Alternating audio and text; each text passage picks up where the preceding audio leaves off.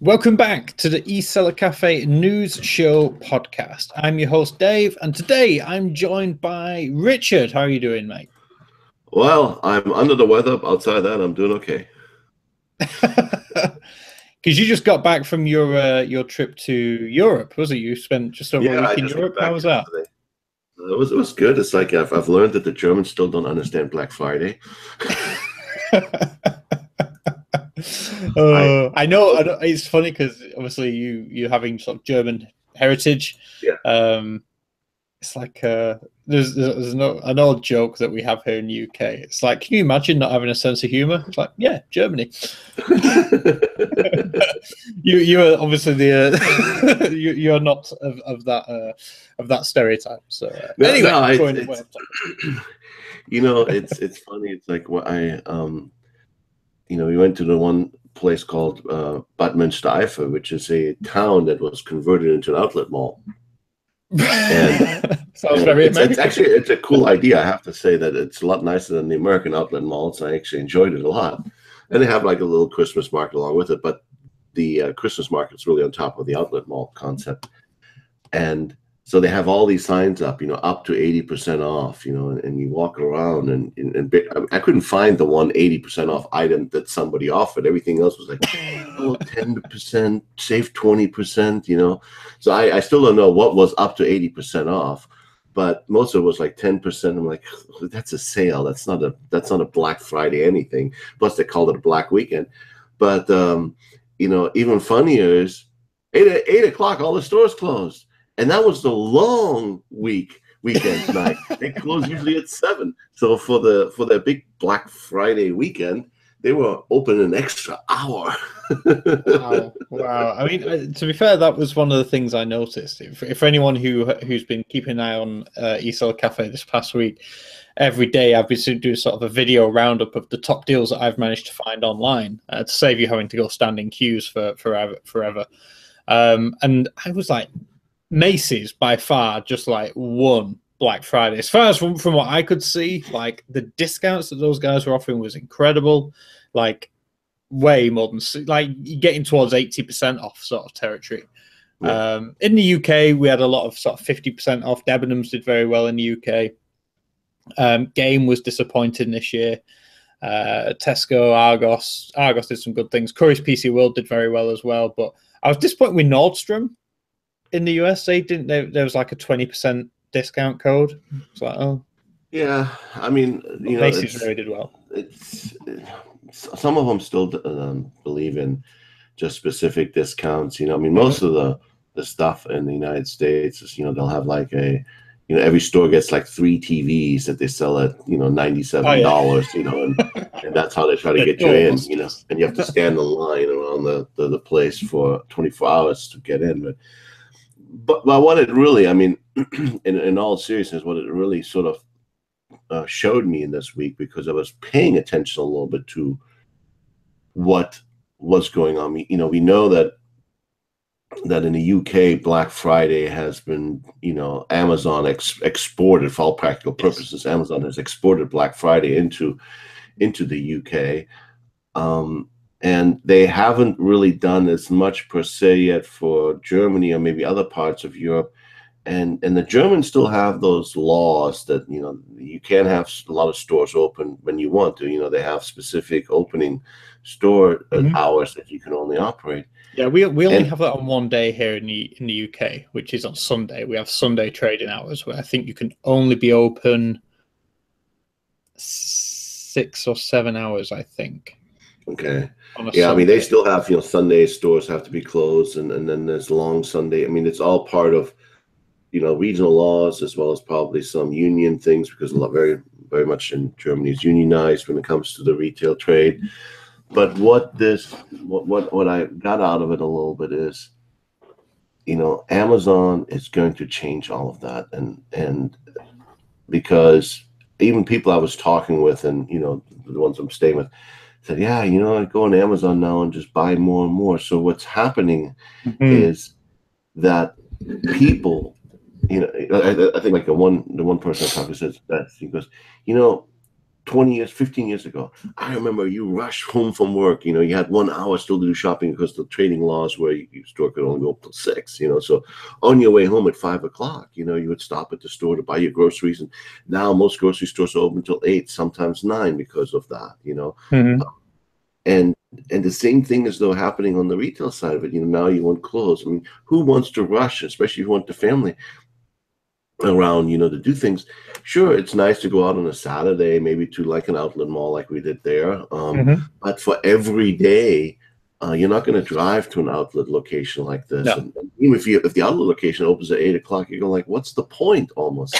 So Amazon is going to change this in Germany. They're going to change retail in Germany more than I think the Germans realize what's going to happen. And Amazon's not going to be restricted by these trading hours. And it's going to increase, it's going to create an interesting dynamic between, the retail trade where maybe unions still play a role, or where local laws play a role, versus what Amazon is going to do is say, hey, you can shop 24/7 and stuff shows up the next business day. And if you shop on Friday and they can ship it to you and you receive it on Monday, sure, for you guys in the UK and for us in the United States, we'll start going like, okay, that's 2 days late. But for the Germans, it's going to be like, I have it the next day. Yeah, it is curious. And it is, like I said, we speak a lot about sort of e-commerce globally and how like Brazil is going to boom and the Middle East is a huge opportunity. But yeah, I mean, we think Germany is like an e-commerce place. I think it's the second or third largest sort of eBay, website. Probably same for Amazon. But yeah, it's curious to see that as far as like the retail side of things go, they're still a little bit behind what we have in the UK and certainly what we have in the USA. So yeah, it's curious. We've got actually Aldi and Lidl and all the local and Edeka and Rewe, all the local supermarkets, and none of them are really offering. Well, I saw some that offer click and collect effectively services, and I think I saw a couple that say we'll deliver to you, but not to the level like Amazon's. Like I think we had a story on this Amazon opening in Munich just 2 weeks ago. Where all of a sudden they're gonna just deliver. I mean, Amazon is going to change German buying habits over the next 3 to 5 years, and I probably ought to write a couple stories about that because it's becoming clear as day to me that they are going to be very disruptive. We can see what it's done in the US and the UK already. And it's funny because we didn't have any opening laws. You guys had to have a few, trading laws. Very few on a Sunday. In fact, we've got a comment from a chap called G Morgan. Thank you for joining. He said Minnesota still has Sunday blue laws where you can't buy a car or motorcycle on a Sunday. Yeah, there's a few that there are some blue laws still do exist. When I lived in St. Louis 25 years ago, we had blue laws. You couldn't buy certain things, but I guess in the general for sort of retail, that's not. But it's but for the most part, blue laws have disappeared in the U.S. So that is true. There are still some. Blue laws. Oh, of course. Like I said, for cars and motorcycles, is what it is. But I think it is incredible to see how Amazon. But you can buy hard liquor at the German Aldi. Yeah, absolutely. Anyway, this has been a very interesting introduction to today's sort of podcast news show. To give you a heads up, today is Cyber Monday. It is the 27th of November, and I don't know what it's like in America right now. Here in the UK, it just feels like an extension of Black Friday week that I've not seen. I think I've had a few, maybe 2 or 3 emails specifically mentioned Cyber Monday. The rest are still saying like last day of Black Friday deals week and stuff like that. So most of my emails that I've received since yesterday are talking about Cyber Monday. Okay, so you're getting much more. So, I mean, I've lots of save 50% last year, and you're correct. Like Amazon, for example, has a deal now on the Kindle. That's still a leftover from Black Friday, but a lot of the stuff is sort of being recycled, and it's been touted as last day. I think that's the thing is like, Black Friday was obviously previously a big day for retail. I think Black Friday is just going to take, the internet's going to take over Black Friday. Cyber Monday is not going to be a thing. We're just going to have Cyber Week eventually, where that week. I think we're already at Cyber Month. Well, I know you were in the US for sure, yeah. But I mean, we definitely had a week of it for a lot of people. Debenhams, they did a week-long deal. Curry's did a week and a bit. So a lot of the big retailers here were doing week-long deals. John Lewis just did the 1 day, and the deals weren't fantastic, to be brutally honest. But yeah, anyway. So yeah, today is Cyber Monday. I think we're 27 days away from Christmas. This week, I would expect us to see some results from Black Friday, probably an announcement from Amazon. And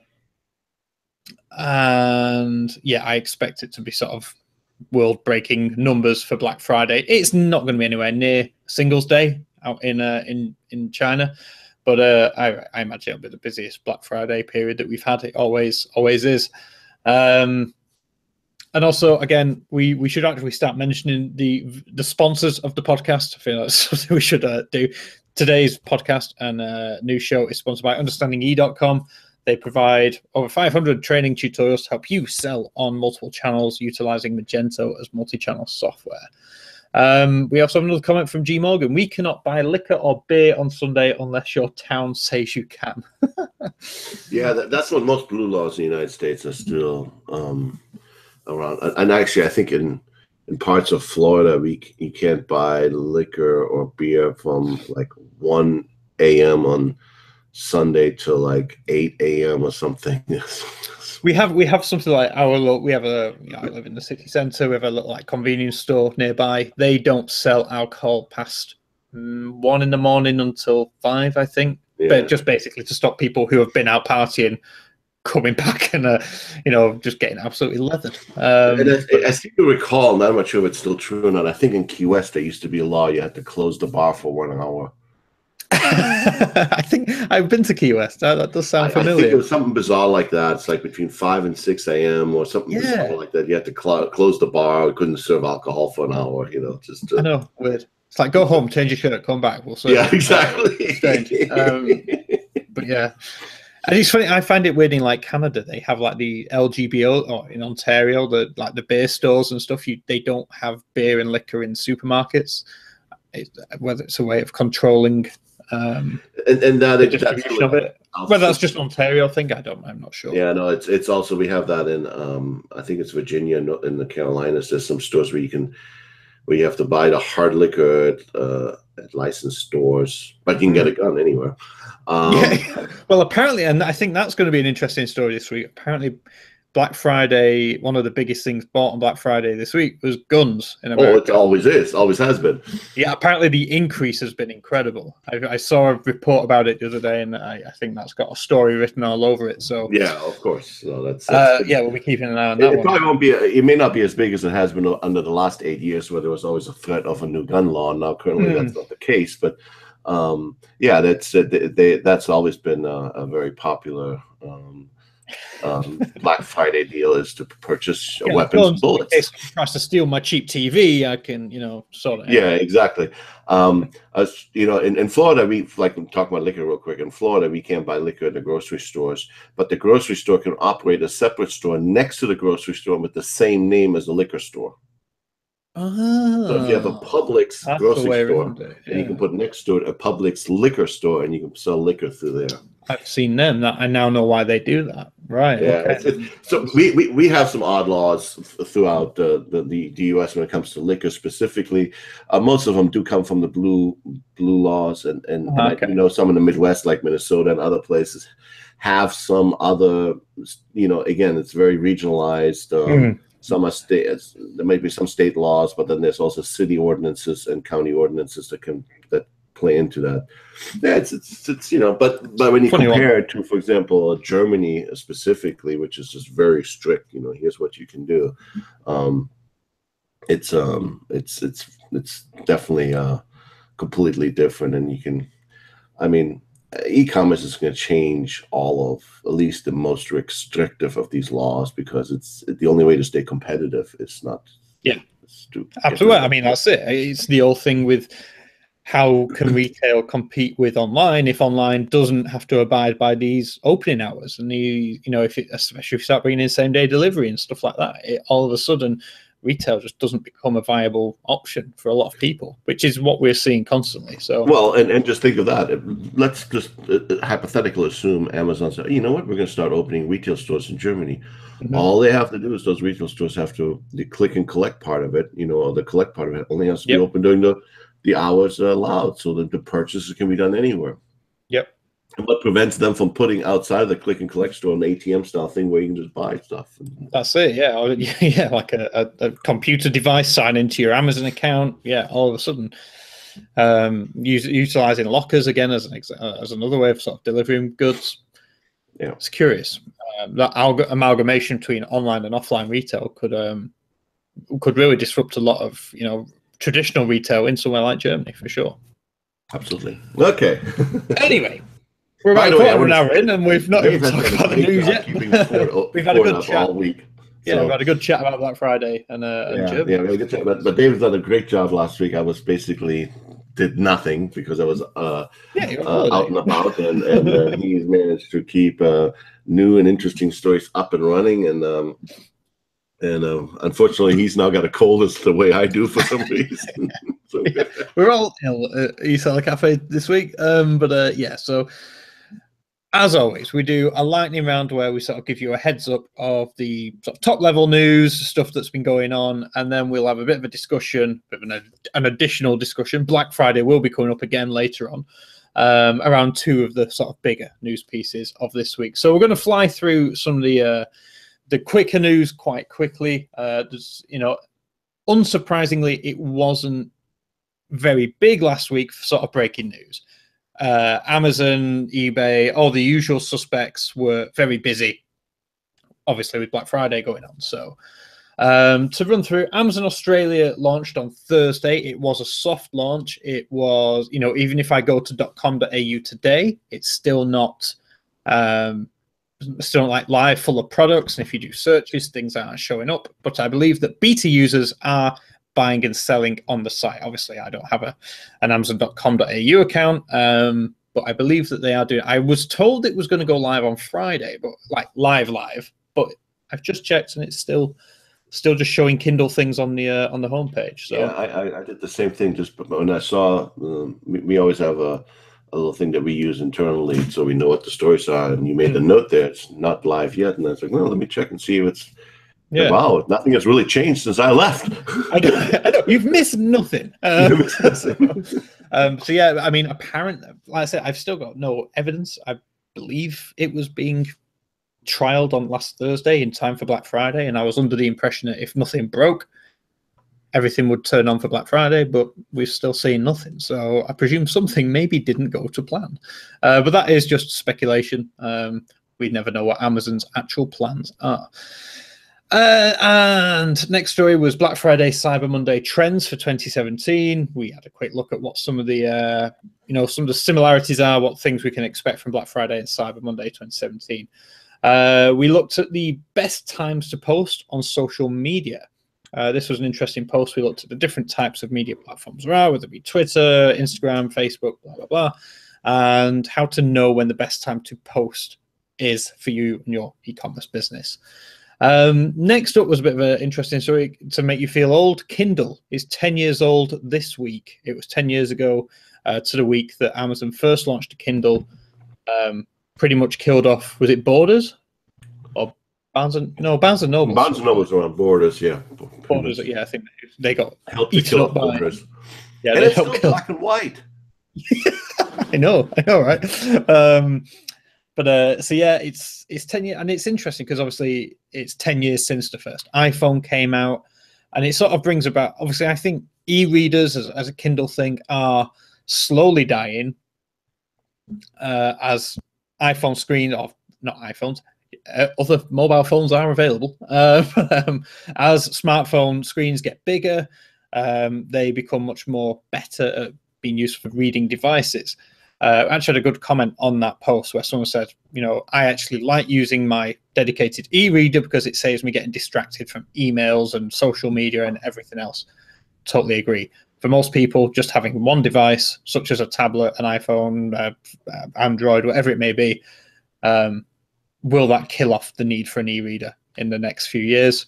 I find it hard to read on the smartphones any long, lengthy things. If you actually, and I mean, it's a little trade secret. If you look at the way we write our stories, we do a lot of spacing because we find that, we know people are reading our stories on the small screens. So if you've ever read one of those New York Times, Washington Post, 5,000 word stories or political, and you sit there after about the third or fourth time you hit the scroll, you're just like, okay, I don't even know where I'm at anymore, because you're in the middle of a 500 word paragraph. And I think that's where the e-readers still have an advantage in many ways. If you are really a reading person, I think just the fact that you have a larger unit, larger screen, you don't have all the, you don't have all the Twitter notifications and Facebook notifications and email notifications. I mean, I have probably about 10 apps running with notifications on my phone. And it is distracting. You get to a point where you just don't even read anything anymore, Yeah, absolutely. I mean, there are hacks around it. You can put do not disturb on, turn it on airplane mode and just read. But who's going to do that, really, unless you are on a plane? I don't put it on airplane mode when I'm in an airplane. Okay. I always make a big deal about, make sure you put, why? It's not like you're making a call going to bring the plane down. Yeah, no, it's a funny one. I should ask Mindful about that. But yeah, so again, Kindle's 10 years old, does make you feel old. But I think what's interesting about that is looking at where we've come in 10 years. When I remember, like, the Kindle was like, wow, this is really cool. And the iPhone, when that first came out, like, that's pretty awesome. And then now we have like little things like this, which just sit in the corner of the room and you talk to, and you're like, oh, I don't even need a screen anymore. And then it's like, where's the future of this going? It's very interesting to see, if you said like 10 years ago, oh, you're not going to have a Kindle, you're just going to have a little device in your house that you talk to and it talks back. You're like, don't be stupid. So it's curious. It's curious to see where we will be in the next 10 years, for sure. Moving on, 25 Tesla semis have been ordered by a Canadian grocery chain. I think Walmart ordered some too. I think they have. I think they put a speculative order in as well. It's curious. Obviously, this is off the back of news. Elon Musk has announced a Tesla semi with some incredible stats, along with the Roadster as well, which we won't get too bogged into. But it is curious because the only thing I would say about the trucks is that there was a lot of sleight of hand in this presentation, because I watched some parts of that. They made it sound like they're going to have these over the road trucks, but the reality is these things are so heavy, so energy consuming, that they can't do anything but city traffic, like 100-mile range, or to that effect. Yes, if you ran, I don't know what his range was that he announced. I forgot what it was, but I read several articles after that from trucking that said, when you actually look at what he announced, it's a first step. Obviously, it's not really an over-the-road truck. It looks like one, but you're not going to be moving stuff from Bensonville, Arkansas, which is Walmart's home, to Florida with the thing, because it's unrealistic at the moment, the amount of recharging and stuff it's going to be mostly for local traffic. And for that, it seemed like that big truck is too big for local traffic, even for U.S. Even U.S. roads. Yeah, even U.S. roads. It's a big truck. I mean, I guess you could, like somebody who, well, maybe not. I mean, I'm trying to think like grocery stores might use it, because they have more of a warehouse distribution center, and then they drop off locally, and then they use this. I mean, there's definitely. I mean, you have to start somewhere. Let's face it. Yeah, I think it's curious. Obviously, there's a few discussions you could have around cost. Is the initial, how long will it take for you to make your money back on the traditional delivery trucks, or with regards repairs and fuel and everything else. The initial outlay, I'm sure, is not cheap. I'm wondering, almost, is it like one of those vanity things? A bit like, when Prius first came out through Toyota, and every celebrity had one because they wanted to look like they gave a damn about the world. Yeah. Totally ignoring the fact that they jumped on private jets here, there, and everywhere. They had a Prius, so it was fine. And just like when I was in Germany, and they keep talking about selling only electric cars in 15 years. You know how many electric cars I saw in Germany? 5. 5 electric cars in the 8 days I was in Germany. I saw 5 electric cars. 2 of them were in a dealership. So there was a yes, that doesn't count. They've not sold them. So I saw 3 in the wild. Okay, 3 in the wild. And I'm like, wow, I see 5 electric cars every day in the United States. If you know, and then I asked somebody and say, well, they had plans to sell 1 million of them by next year. The number is at 9,000. Yeah, I mean, apparently France have come out and said, was it by 2030 they were going to not be selling any more petrol or diesel cars? As a goal too. Yeah, and it's just like I don't see it. For me personally, it's been I here in Manchester, a friend of a friend has a Tesla. He's the only person I know with one. And it's funny because obviously he's got the Model S P100D thing. So it's like, oh yeah, it's the fastest car in the world. And I was like, really? I'll race you to London and back. We'll see who gets there quicker. You know, you're going to have to sit there and charge it, mate. That's the problem. The range is always going to be an issue. One of the board members of NASCAR, I won't mention who, or maybe it's IC, bought a Tesla. And that person realized that with that Tesla, they couldn't drive from Daytona International Speedway to Homestead Speedway, and realized, this is stupid. If I can't even go between 2 properties that we own, why do I have this car? Yeah, that's a bit of a fail. And it's funny because I did a similar thing. It's like I looked at Tesla. I looked at like where the supercharger ports are around my area, and there's like one towards Liverpool and another one towards Leeds. I think there's one on the outskirts of Manchester further south, and it's like this is just not on my way anywhere where I go normally. So it's like, well, I live in an apartment building. What's the likelihood of me getting a charging port in the basement? Slim to none. So again, it's I think we're a long way off practicality. And I saw a lot more charging stations, all of which were empty with no cars being charged in Germany. Like I said, I actually counted them. I drove. I probably drove about 2,500 kilometers over those 9 days on the autobahn. I really didn't see any. I mean, I looked. I hardly saw a Prius. I think I saw 2 Priuses. You know, I'm sitting there. All this hype about the energy change in Germany, and like, okay, everybody just. Well, I mean, there's a lot of distaste here in the UK. You know, a few years ago, the government tried to get everybody to go diesel, much better for the environment. You know, blah blah blah. Much, you know, it could get much more MPGs than petrol, and now they're bringing in a diesel tax. Yeah. Now that everybody's got a diesel car, and it's like because they figured out the diesel is worse for you, so now they want you to get exactly. So it's like, wow, okay, nice one. Same thing. Sneaky. Yeah. So, but I mean, but to go back to the original story, I mean, when it comes to Tesla, I think it's, you know, I don't know how commercially successful this will be in the short term. It's obviously good to push technology and see where it goes. I could see something like these electric semis working for a company like Amazon to run goods between warehouses, maybe autonomously down the road. You know, so. Yep.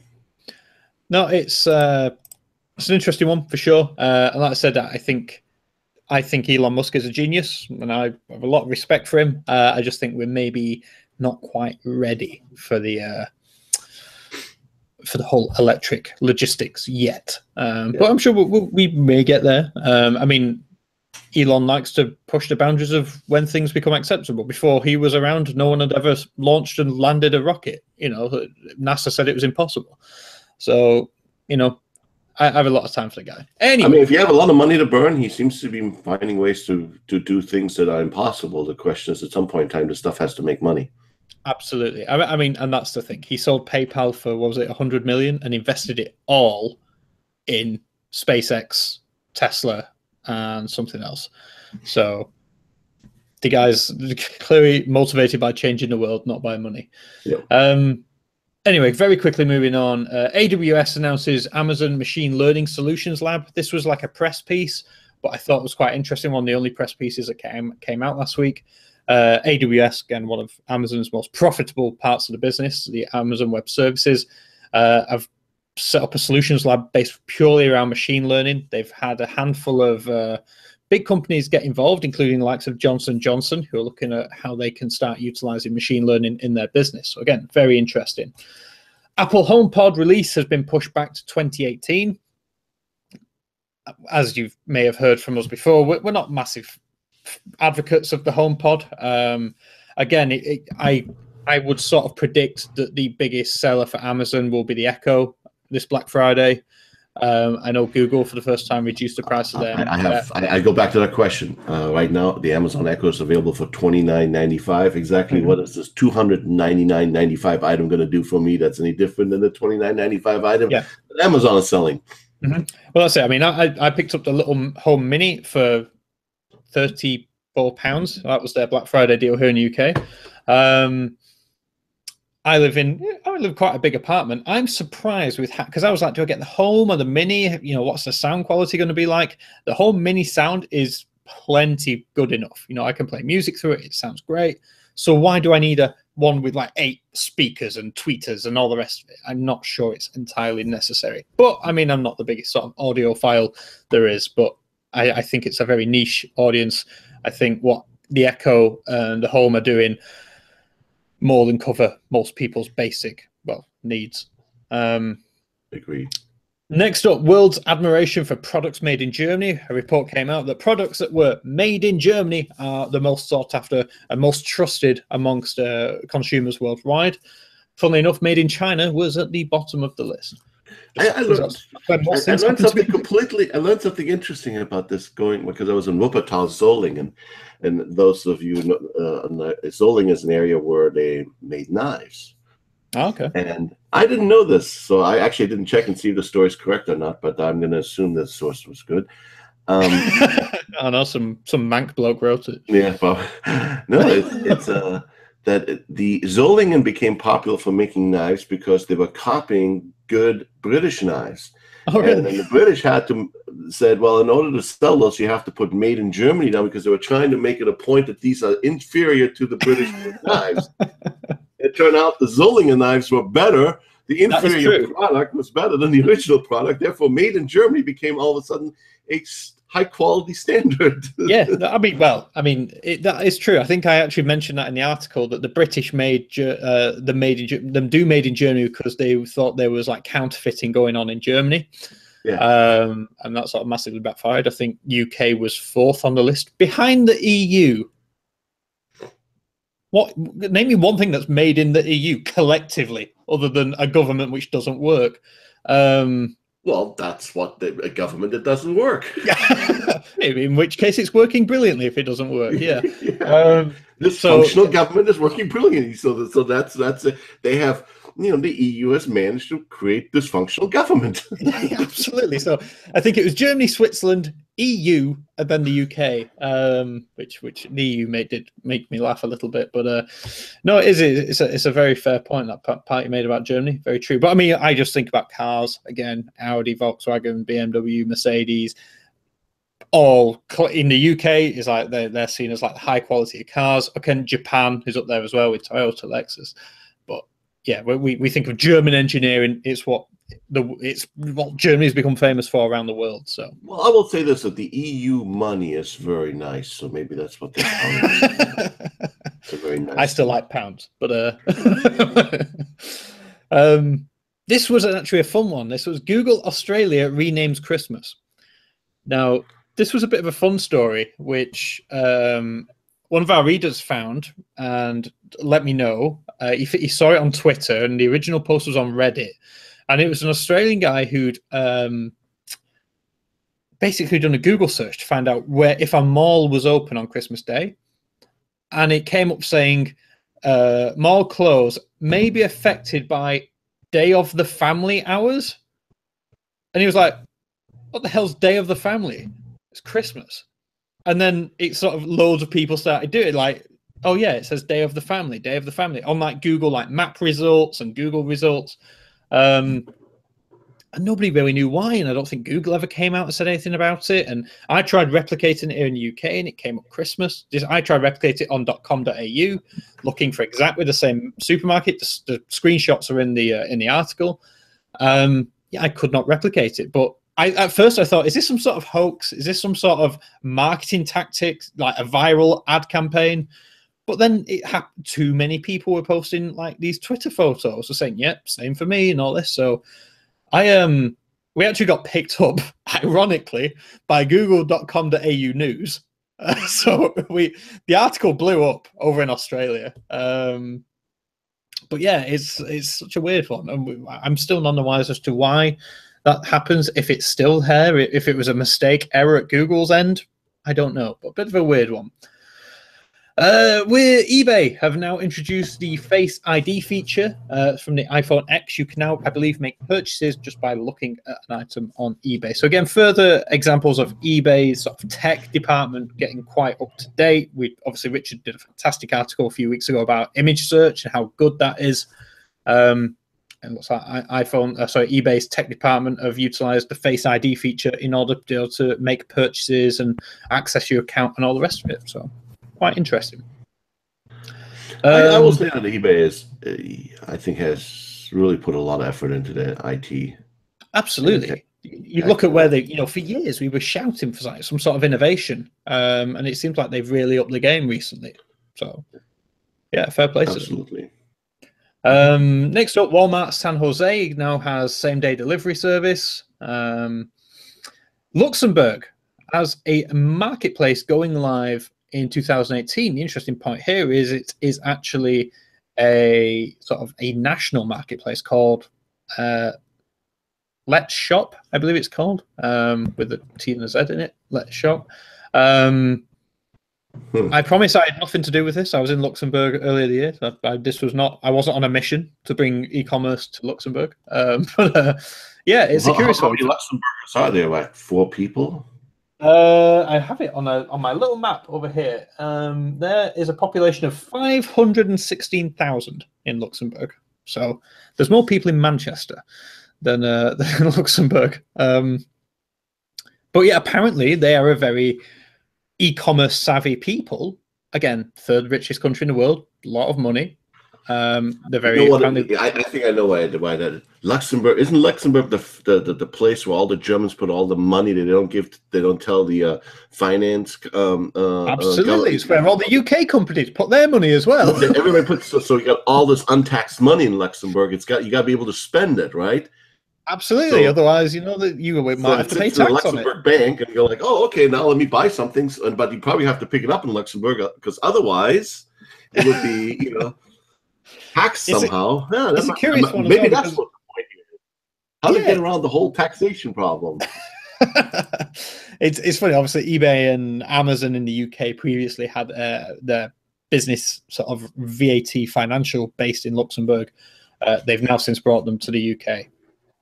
After the UK government sort of went, maybe it's time you paid some tax. Which clearly didn't go down too well. But yeah, the actual Luxembourg marketplace is going to, like I say, it's going to be like a national marketplace. There's going to be no listing fees or no sort of like fees of any kind other than I think it's a €500 annual subscription. So like a Craigslist. But yeah, it would be curious to see if there's that much of a demand. Because again, apparently very e-commerce savvy people, but businesses in Luxembourg are not on the internet very much. So be curious to see how that pans out. Next up, this nearly made a discussion topic, but Meg Whitman is stepping down from HP Enterprises as CEO from February 2018. Meg obviously had a previous tenure at eBay. She did fantastically well. Took, I think, eBay from 30 employees up to hundreds of thousands.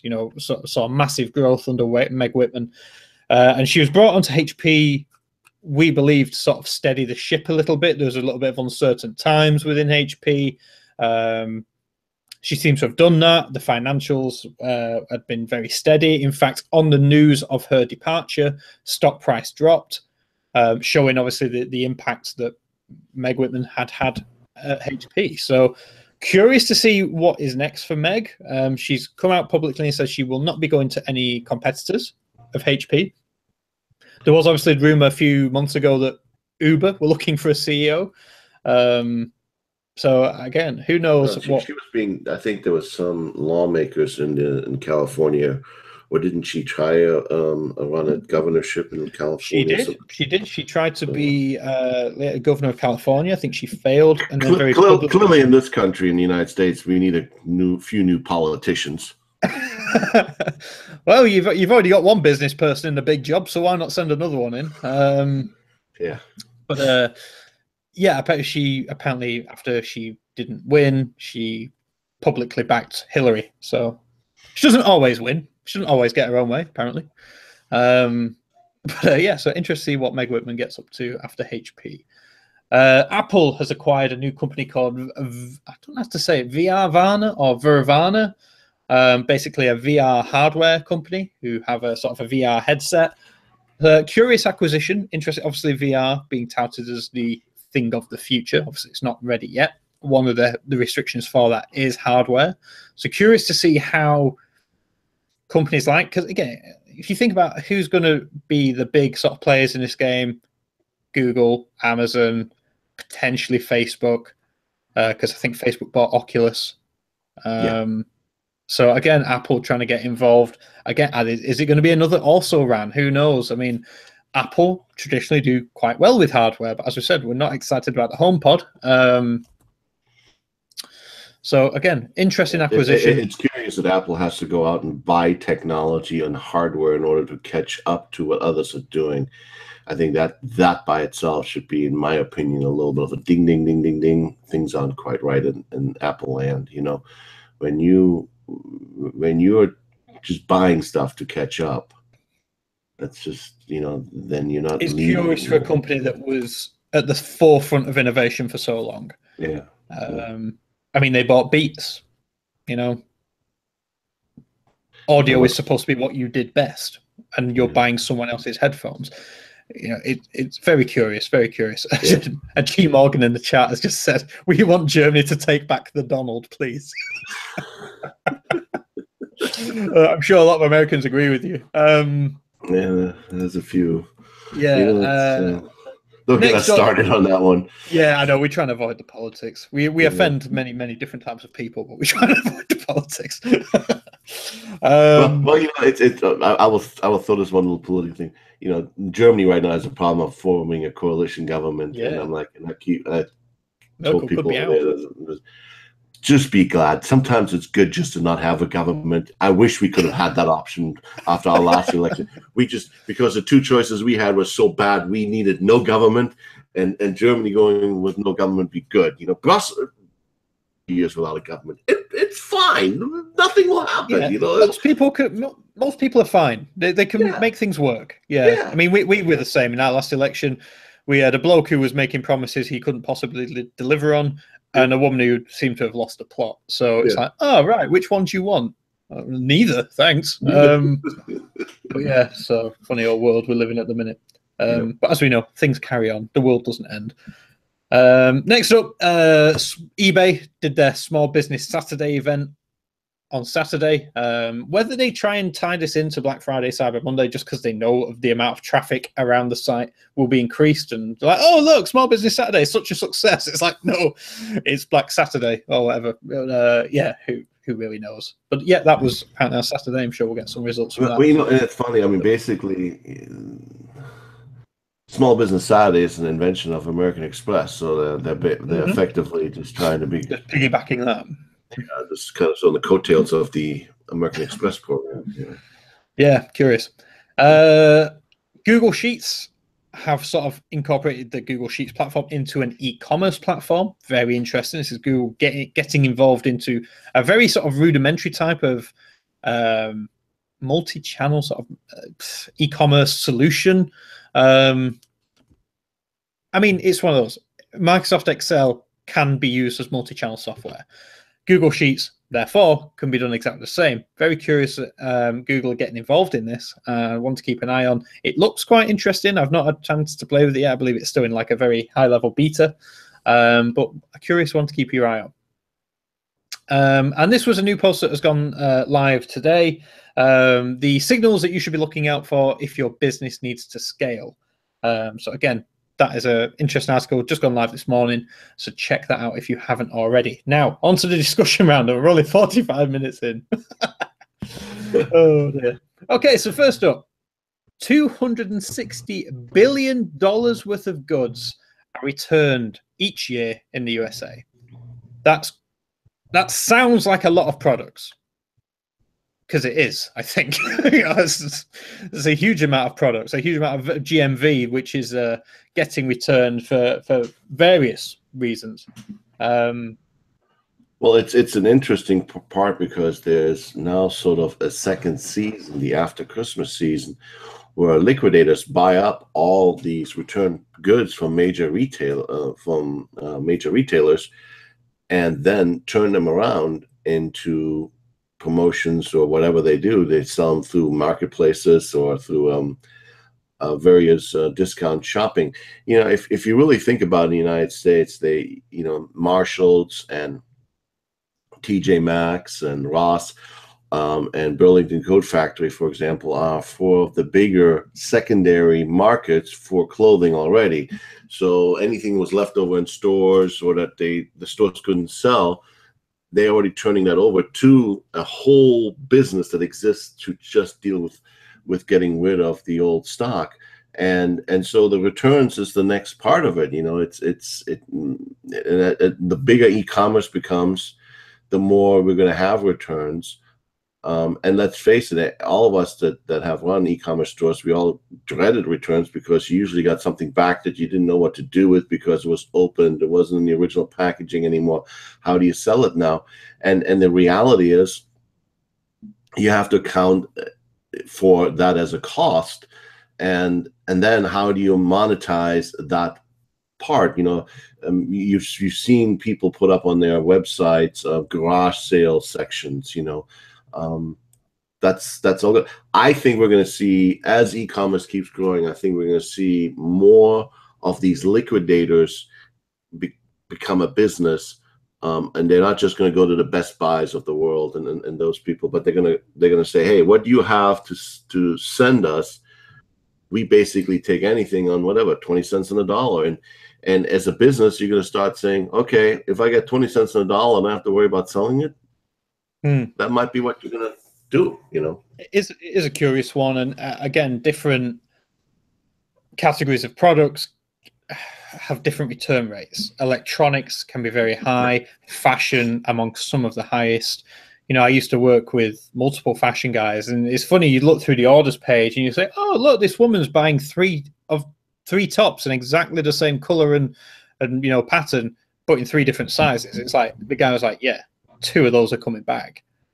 It's like she's literally just doing it to try them on, send the ones that don't fit back.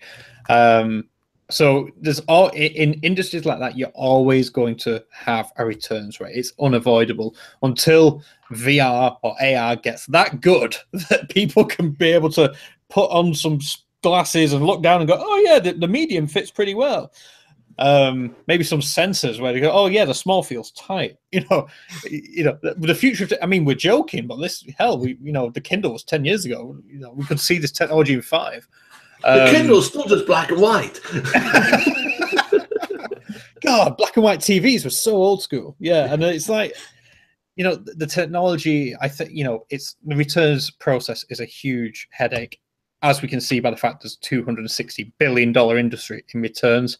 Liquidators are a huge part of that industry, but it's a huge pain point for a lot of e-commerce sellers. And I guarantee there's a lot of Silicon Valley startups right now trying to answer that problem with groundbreaking tech and software and everything else. So it is a problem. I right now I don't think we have a good enough answer for it. Yes, there's processes you can put in place to minimize the impact on your business, to liquidate stock that you get back. But I think there will be a better way in years to come. There has to be. When we have the Star Trek things where you just say, I want something, and you hit a button and it just makes it, and 3D prints it, and then you just, right? Oh, there it is. And actually, G. Morgan's made a very good comment, and it's a story which I posted about 15 minutes before we went live today. And I'd like to have a chat about it. It isn't in the links underneath the video, but I will add it in there post when we finished. Post-production. Well, there isn't. It's live. But I'll add it in there. But it's about net neutrality. So we'll come on to that at the end. But next up, I want to talk about Black Friday and Amazon. And apparently in Germany and Italy, they had a bit of an issue on Black Friday. A lot of the warehouse staff had gone on strike, apparently over pay disputes. And it's curious because obviously I think there's been, I presume it'll be a panorama documentary on the BBC in the next day or two. But I think an undercover reporter got a job at a Amazon fulfillment center in Essex here in the UK. And it wasn't uncommon for like ambulances to turn up. There was, because staff were like passing out. There was this constant fear of being sacked if they didn't pick so many items a minute. There was some people who fell asleep standing up due to these, again, just being such harsh working conditions due to how busy they were expected to be. So there was a documentary on German television a couple of years ago by a German broadcaster, ZDF, I believe it was, about Amazon and how they were bringing mostly Eastern Europeans into these working environments because they could pay them through a method of imported labor, quote unquote, that was temporary, and then they had they had housing for them and everything, and it sort of exposed some of that. So I think that especially in Europe, where the typical wage standards are higher for retail workers and stuff, or had been higher, this is becoming an issue. And not to get too much into politics, part of the reason why maybe Brexit became so popular is because it brought in, I hate to say it, a lot of Eastern European labor into the Western European markets that are willing to work for less. And 30 years ago, it was people sweeping streets because no one wanted to do that job. So it's like, okay, let that be the street sweepers, be the Turks or the Yugoslavs or whatever. But now, even jobs that people would be interesting to do are being impacted by that. And then if they do hire locally, then they're not going to all of a sudden pay those people anything different. So there's definitely and this is for the worse of society. An issue here that will need some form of resolution. And sadly, I think the resolution is going to be automation. Yeah, absolutely. I totally agree, and that was the main thing that I took away from that article was, you going on strike over pay disputes, probably because Amazon's going to replace you with robots in the not too distant future. And whilst there will always be the need for someone to look after the robots in the short term, the vast majority of the grunt work you'll be being replaced by machines. I mean, there's I think we covered an article a few weeks ago about a drone company in the US who is doing in-warehouse drone movements. So again, having drones within warehouses to move things around. All of a sudden, needing pickers and packers isn't going to be that important. You're instead going to have a warehouse layout which favors drone collections. So it's one of those. I'm not, I'm totally not defending Amazon.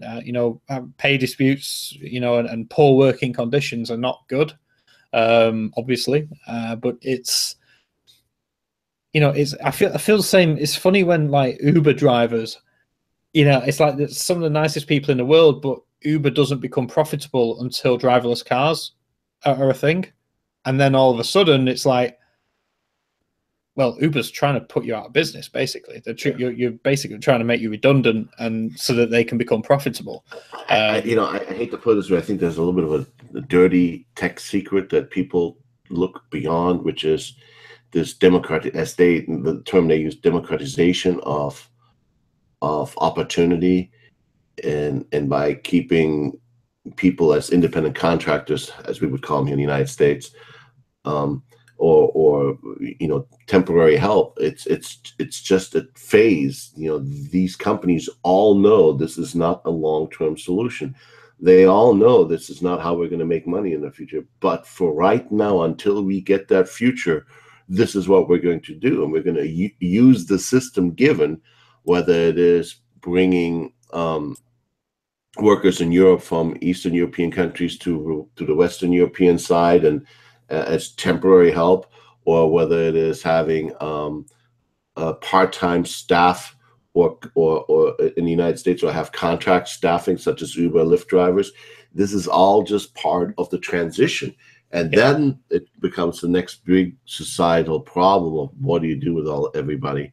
That's when the sort of universal basic income discussions come around. It's like there's no jobs for people. What are people going to do? I've so often says, like, Seattle, like, I think was one of the first cities in the United States that voted for $15 an hour minimum wage, and I'm like, okay, that's great, but what do you think companies are going to do when you do that? Sure, in the short term, they've said, well, it hasn't had much of an impact. Yes, in the short term, but think 10, 15 years down the road, what is the impact? Because the McDonald's and the Wendy's of the world, all those fast food places that were paying $10, $11 an hour at the most, they're just going to replace. Period. They're just going to, it's going to be an ATM machine. There's going to be 3 people in the whole store. Well, it is. We have that here in Manchester, the main one here in Oxford. You go in there now, there's like 7 screens. You basically pick what you want, and there's a handful of, obviously got the cooks in the back, but then there's just like one person who's like, order 52. It's like, order 73, and they just hand bags out. And now you've reached the point, it's like that one person gets $15 an hour, but 3 other people get nothing. So what do you do with the other 3 people? Are you better? And that's a big societal problem as a society. Are we better off paying 4 people $10 an hour, or one person $15 an hour, and put 3 people out of a job? I know I'm putting it very harshly the way I put it, but that's as a long-term problem in society. That's something we have to look at, And that's again, it's something which fascinates me, because this is a topic which I've read about and sort of tried to explore quite a bit. I know Finland are it's like a town, a city in Finland did a trial with universal basic income, the basic thing that get rid of a welfare system to a degree, right. And everybody, blanket rule, gets paid for a rough figure, $10 an hour a day for 8 hours a day or whatever. And then if they then choose to work, that's up to them. If they don't work, will it allow them to pursue hobbies or creative pursuits? And whether it be sort of more, will it favor the arts more? Will people get, start being, doing more things along those lines because they don't have to go to work? Right. But I think that brings in a massive, I try and think about me personally. And obviously, I'm talking from I was going to say a privileged position, but I do generally believe anyone with enough motivation can build a business and work from home and do, construct your own sort of lifestyle. But again, I'd like to earn more money, of course. But it's if someone said to me, right, Dave, you don't have to do anything anymore, we're just going to pay you, and do whatever you want, I'd be bored within a day. I genuinely, I'm not sure what I would do, because I think deep down, and I'm not, this is a very generalized statement. It's like, and again, this may come across sexist, and it isn't meant to, but I think deep down as a man, there's this thing in you which says, I'm a provider. I need to, my work is my worth, if that makes sense. And if I'm not doing something, what is my purpose? Does that make sense? Again, that may sound horrendous, and I don't mean it to. Well, I think there's definitely quite a bit of truth in that, and And again, I'm going to take a life experience from last week when I'm traveling, and talking to people, and like, well, what do you do in the United States? And well, I work for a company that runs sports car races. I run an e-commerce site, and I have an e-commerce blog. You have 3 jobs? Why do you need 3 jobs? No, I don't have 3 jobs. I have 3 income sources. Yeah. I spend the same amount of, I could have 1 job and spend 50 or 6 hours on it, or I can have 3 jobs. And in a weird way, I have 3 sources of revenue.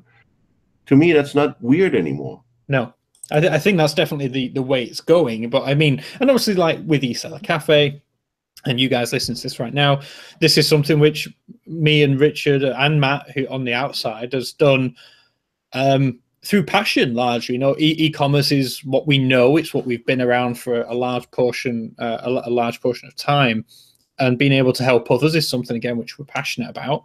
And we've managed to turn that passion into a business, which is a nice thing. But again, if someone said, "Oh, you don't have to work anymore," I'd still carry on doing this because this is fun for me. This is something which I enjoy doing. Right. But again, if I was in a 9 to 5 job, stacking shelves or doing something very mundane, and someone said, "You don't have to do this anymore. We're going to pay you, just do what you want," I wouldn't do the job. That's for sure. But what I guess, for someone like me, I would have to find my passion and go and pursue something along those lines. And I probably would turn it into a business and try and, monetize it in some way, shape or form. But I think the universal basic income brings a lot of, it's not ethical questions. It's more like philosophical questions about. Well, I know the Swiss put out something a year ago. They did, the Swiss, for those who don't know, they have a system of, where if you get enough signatures, you can do basically a national referendum, and then if the national referendum passes, it has to become law. I know there's some representation issues, but for all practical purposes, it's a true democracy. It's not like most of the Western world where it's a representative democracy. Swiss have a representative democracy, but they also have a true democracy system that's very powerful. It's not the odd referendum here and there like we sometimes see in the United States. It is a much more powerful part of their political system, and they put out the idea of a national a basic income, and it got voted down by the people. Yeah. It's like, and it was going to heavily tax corporations to make up for it. Yeah. Because they say, well, the corporations are benefiting from robotics and automation, and somehow this needs to be balanced. On basis, they're not incorrect. There has to be some solution to this, but I think we're all still struggling to figure out what it is. And my only thing is that I say, and I think this is part of why at least I like doing the eSeller Cafe part of it, because I think eSeller Cafe is trying to put out there saying, hey, you have to go out there and start earning money on your own. You cannot rely over the next 20 or 30 years on somebody offering you a job. Sure, that might happen here and there, but the reality of it is, jobs are disappearing, and we are moving into an environment where you're going to have to figure out ways to generate revenue, whether it's running your own business through selling products online, whether it's a blog, whatever it is. You have to generate your own revenues in order to have income, because you cannot just rely on the old industrialization mantra of, oh, look at General Motors. I think they used to have 600,000 employees. They're not on to, 55 or 60. Wow. It's the reality that right there speaks volumes, Again, it's a very curious one. And again, it's something which is going to become a real, not issue, but it's going to become a real question that we have to answer within our lifetime, for sure. I think it's a lot closer than people are aware. I go back to the Kindle story. It's not the most interesting article, but the fact that it makes you realize that Kindles came out 10 years ago, and look how far technology's moved on since then. Kindle was like groundbreaking tech at that point in time, and it's to the point, well, if we're at this point now where we've got robots doing a large portion of warehouse work and software able to do a lot of very clever things, where we're going to be in the next 10 years. And then, you know, I genuinely think it's a question that we're going to need some answers for. Yeah. And as I said, that was supposed to be the end, but very quickly, I do want to touch on net neutrality, mainly because it's something which we don't really have here in the UK. I believe there are some sort of UK, and I believe Europe is the same. We have some very laws which prohibit any type of thing against traffic net treatment. neutrality. Yeah, sort of, you know, trying to. I'm not even sure, like prioritize. I don't know. Prioritizing certain websites or whatever from gaining speed or prohibiting others. I know a few ISPs have a throttling system where if your ISP gets busy at peak times, they can throttle speeds at those peak times, purely just to do with bandwidth. And to make sure that more people are able to access the internet. But this whole, people, I just don't understand how it's a thing. Why are people trying to repeal net neutrality? Richard, do you have any insights on this being from the state? I think that there isn't. Well, first of all, you have to start out with the fact that there's a general belief among many people in the United States about government interfering with too much industry. Mm-hmm. And we always have the problem. Laissez-faire capitalism, was it, or something? Yeah. We always have this issue that we have one side, generally Democrats, that like to spend money and come up with regulations. And we have Republicans who don't want to spend money and want to eliminate all regulations. And I'm very much simplifying this because there's lots of crossover in both of these situations, because they're basically based on ideology. They both spend money. They both want regulations. They just want the regulations for whatever they believe in. Now, net neutrality, I know when it was voted in, if you want to call it that, because it's really it was more of a change of philosophy, if you want to, basically within the FCC, which is the Federal Communications what does the FCC? They're the guys in charge of like the censorship stuff, right? Yeah, I only know that because of Family Guy. Yeah. You can imagine how that went. Federal Communications Commission. I couldn't remember what the last C stood for. I wasn't a fan of the implementation of net neutrality as it was done. I'm okay with the concept of that all internet traffic needs to be handled equally. Mm-hmm. But to go into a scheme of making it into something that now turns it over into a utility, to me, was really going overboard. I do believe that the basic concept of allowing the private sector to have a little bit more freedom, therefore that provides innovation, is okay. Now, what is happening now appears to be trying to go back 10 years versus only 2 years, which is then going backward. There are other laws in place and other regulations in place that deal with, equal access and things like that. And it sounds like that we're making a mishmash out of everything. And really, in my opinion, needs to be very simply this: all traffic should be treated equally, period, end of story. Why do we need pages and pages of regulation? Just make one law. Mm-hmm. And to some extent, I think maybe this is what the idea behind all of this is, to get Congress to act. Make one law that says there's a Telecommunications Act from the mid-1990s which it deals, or maybe it was mid-2000s, that deals with equalizing some of this.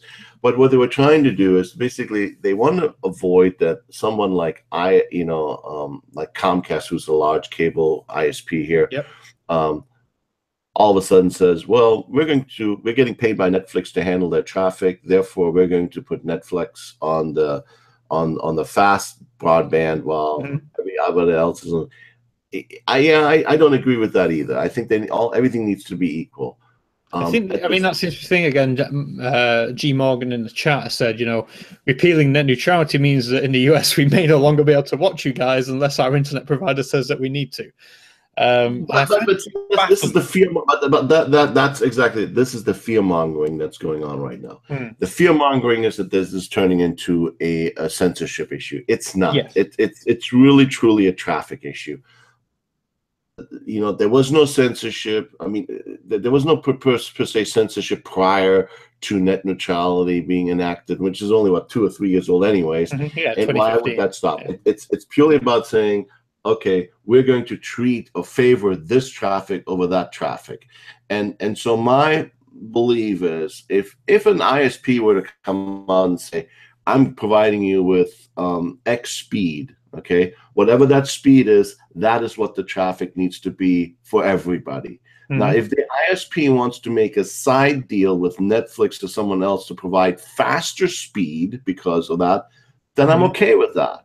So as long as the ISP comes on and says, I'm for $100, I'm going to give you X or $50, I'm going to give you this speed, and all the traffic is guaranteed this speed at the minimum, I'm fine with that. And then let them make other deals. So for Netflixes of the world and others of the world to provide faster speed, as long as they don't encroach on the lower speed.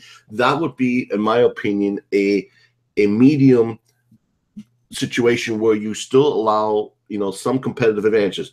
But as far as question potentially, I was going to say, just with like say for maybe a competition point of view. So you're with Comcast and say, I don't know, is it Bell or Rogers or so, like a competitor? Rogers, Canada, AT&T would be the other big AT&T. So say, for example, AT&T, Comcast sort of slow down the speed for you to connect to an AT&T website to make it look like their service was less good, not fast. You know, does that not bring in some sort of competition issues regarding that? Well, and that's what this is really all about, and that's what could happen is, for example, AT&T owns DirecTV, which also now has an online service only subscription service, yeah, a subscription service. So it's no longer just over the satellite, but also online subscription service to have a quote unquote, you know, 50 or 60 channels of cable TV channels. You know, so what they could do, Comcast, could say, well, we're going to because AT&T is not paying us to do it, we have a deal with let's say Sony, which offers a similar service for PlayStation View, okay, or Comcast obviously has their own, and they're providing more and more of their own programming over streaming. So, well, we're going to stream ours at the higher speed, while everybody else we're going to put. That is where I think, you know, this is what it's really all about. It's about these type of situation where Comcast will favor the traffic of their own content over the traffic of other content. But, you know, the other side of this coin is, you know, more people have been digging in yards now, putting more ways to get traffic to houses. The last mile is being reduced as well. Yeah. You know, all the mobile operators in the United States are all working on 5G style speed. In other words, you no longer have to dig in a yard. You can now do it over the air. I think this whole net neutrality thing is going to start to get caught up in it, because somebody's going to come out and say, we don't throttle anybody. And they're going to say, this is what we're going to do. And that's going to put everybody into this. You know, look at it this way. There was this, when phones came out and data came out, so everyone was on unlimited plans, right? Or not initially, but then that was the big thing. Unlimited data plans. And then all of a sudden, like, we got to get rid of them. We're going to cap it at 5 gigabytes or 2 gigabytes of data, whatever the thing. So that went on for 3-4 years. Then all of a sudden, I think it was T-Mobile the first one off for unlimited again. And now everybody's back to unlimited. So in a matter of 10 years, we've gone from unlimited to limited to back to unlimited. Competition does work, okay? And so from that point of view, I am, you know, am I in favor of what they're doing right now? No, not really, because I think we need some kind of net neutrality, but I don't think the FCC is the right place for it. I think it needs to be in Congress. Do we have the right people in Congress to do it? That's a whole nother conversation. Couldn't guess no. Yeah. So you know, but the real funny part about all of this to me is there's so much amount of fear mongering going on about, oh, well, if net neutrality goes away, then all of a sudden we're gonna ISPs are gonna block certain websites, they're gonna block certain things. The same group of people that is making that's creating this fear are the ones that want Facebook and Twitter to ban all the fake news. Well, either we have an open internet or we don't. Yeah. Okay. just because you don't like the news or you don't like what is being transmitted doesn't mean it's that's the real big problem I see in this from the same fundamental, Zuckerberg and all that. They're getting a lot, Facebook's getting a lot of flack on dealing with fake news and all the Russian political I have to laugh every time I see this now. All the Russians intervene in our election. Really? You think this is the first time this has happened? Please. Oh, and by the way, how often has British intelligence, German intelligence, the CIA, the NSA, whatever, not so much NSA, the CIA, intervene in other people's elections? Let's be serious about this, okay? This has been going on for years, decades, just because we happen to be in a interconnected society now today. We all of a sudden are starting to see bits and pieces of this as a public, but intervening in each other's elections, this is not news. This is old news. This has been going on, So, yeah. And so I find it funny that that these two things are being they're being put out there as separate entities, separate issues. Yet the reality is the same issue. Either we have an open internet or we don't. If it is illegal, if the information provided is legal in that country, meaning you get rid of child porn and other things like that, obviously, but if it's legal news or video or whatever, then make it all equal. I'm fine. That's what it should be. That's what net neutrality really should be about. That's not exactly what this whole FCC thing is completely about. It's a lot about corporate interests on one side versus corporate interests on another side, and the consumer is being bent into one way or another by corporate interests to believe their story, and that's really the sad part here, is that it's been hijacked as an idea. Yeah, I mean, it's curious again, from a UK point of view. We don't fully, we keep hearing it, and obviously we see a lot of things on Twitter and Facebook and social media. A lot of them, like you said, almost this fear mongering from, and not necessarily from the news, but from the people who've obviously watched the news and think this is a genuine worry. It's like, oh my God, they're going to ban Twitter or ban Facebook on this, and to us, it's like, who don't have any clue as to what is actually going on without going up and reading about it. It's like, what? Well, why would they? This is not what Tim Berners-Lee had in mind. He was very much like open internet. No, and fundamentally, it's not about that. It's not about banning content per se. It's about preferential traffic, and that's, as I said, I'd be okay with the concept of an ISP saying, I will give you 1 gigabyte speed. You'd be very okay with that. Yeah, or 300 megabits big speed at this price. And if they want to make a side deal with a Netflix or an Amazon to provide faster speed for those services, as long as they divulged, we have side deals to provide faster services for Amazon Video or Netflix Video. If you buy this, as long as the information is provided at the time of sign up or as part of a terms of services, I'm okay with that. But what I don't want to see, and that is truly a potential here with this repeal, and that would be my worry. Also, why I'm not so, while yes, the one thing I think it's a bad thing that what the FCC did 2 years ago, because it's a bad implementation. It needs to be changed, but it doesn't need to be changed to what is being proposed here, is that all of a sudden maybe our fast speeds will get reduced. Oh, well, you're paying for 300 megabits, but only 50 of it will be all other content. The other 250 will be the specialized content, that we have side deals on. That's the part I see potentially coming, and that would be a problem, But as far as blocking sites there's other rules and regulations that prohibit that from effectively happening. So that part is fear mongering. And then if anything, the sad part is the same people that are saying, oh, you need to stop net neutrality, are also going then on the other side and telling Facebook, well, you need to stop fake news. Okay. Where's what? The freedom of speech line? Yeah,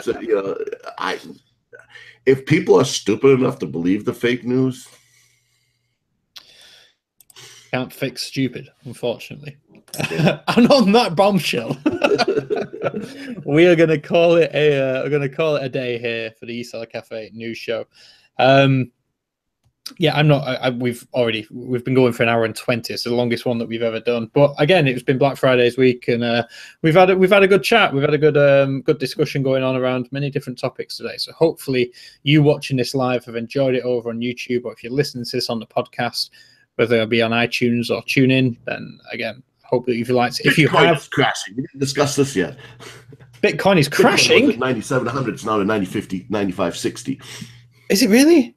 I was only checking this earlier. I thought I was going to be a billionaire. Yeah, you know, it was getting up there to 10,000. Now it's the profit taking us back to 9,560. Just wait.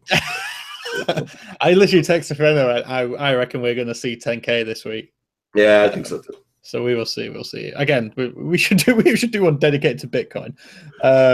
But yeah. So anyway, that's been the news this week. Again, head over to eSellerCafe.com. We'll have all of the latest news for you throughout the week, as always. If you are watching this on the podcast, please feel free to give us a like rating, leave us a comment. If you're watching on YouTube, same thing. Leave comments down below. Hit that like button. Or if you're on the website, again, feel free to leave us a comment underneath the article with your thoughts on anything that we've spoke about today, whether that be sort of Amazon's Black Friday deals, whether it be the potential of universal basic income with the robots taking over, or net neutrality. Let us know. As a heads up, I'm not going to be here next week. I am going to be on a plane on my way home, so I will not be around at the time of the meeting. So you'll be left in the capable hand of Richard and potentially Matt. We'll see if we can. I might be driving to Daytona. There might not be one. Matt might have to do his own show for himself. In which case, you'll probably find out loads about remote control planes. The show might switch from eSeller Cafe to remote control planes. Yeah, but with that said, we'll keep you up to date. I'm sure there'll be something going on. Actually, I'll be on the phone. No matter what it is, whatever it is. But with that said, hope you have a fantastic week. Hope you had a crazy week last week with Black Friday, Cyber Monday today. Hope you're making loads of sales. And we will catch up with you, as always, next Monday. Well, not me, but the team will, I'm sure. Yeah. So thank you for watching. Thank you for listening. Richard, thank you for joining, as always, on your jet-lagged state. I can go back to bed. You can go back to bed, I promise. We've kept you far too long. With that said, guys, we'll catch you next week. All right, take care, everybody. Bye-bye.